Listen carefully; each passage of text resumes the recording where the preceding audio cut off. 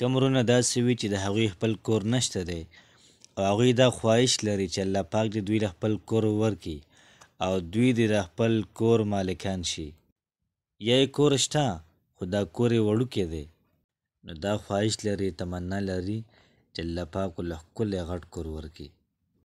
د هغوی دپاره مې نن یوه بهترینه وظیفه راوړې ده او ډیر زیات مختصر عمل دی. د هر فرض مانځه نه بعد څوک چې دا دوا دا 3 پیرې وایي، انشاءالله العزیز الله پاک به په لږ وخت کې دی د خپل کور مالک کي.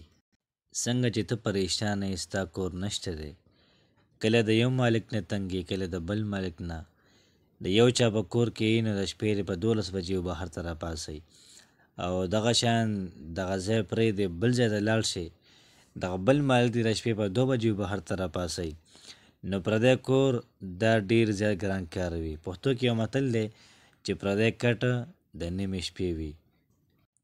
نو څنګه چې ته پریشانه یې، دقه شان ستا بل ورور مسلمان دا پریشانه دی، د هغه خپل کور نشته دی، نو کوشش به کول غواړي چې دا وظیفه ده د هغوی سره شیر کړو. نو څنګه چې ستا خپل کور په کار ده چې داسې الله پاک هغوی ته هم خپل کور ورکړي او د خپل کور مالکانې کړي.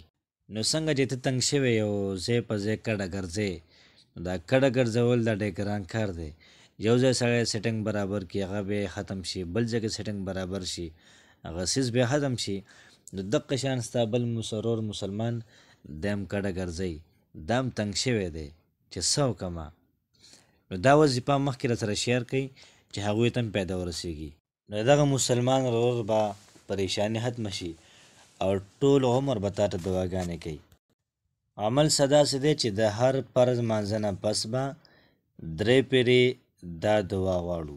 چې کله موږ د سهار لمونځ وکړو، هغې نه بعد به 3 پیرې دا دعا وکړو، د ماسپښین مانځه نه بعد به 3 پیرې ووایو، د مازدیګر هغې نه بعد به 3 پیرې، د ماښام هغې نه بعد به 3 پیرې، د ماسخوتن د مانځه نه بعد به 3 پیرې دا دعا وغواړو.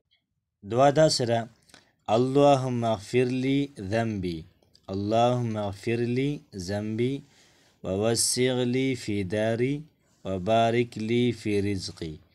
نو دا دعا چې کم سړی د هر مانځه نه بس 3 پیرې وایي، نو انشاءالله العزیز الله پاک بله په لږ وخت کې ښکلی کور ورکړي. یا که د چا کور ورکوټی وي، نو په لږ وخت کې ول الله پاک غټ کور ورکړي.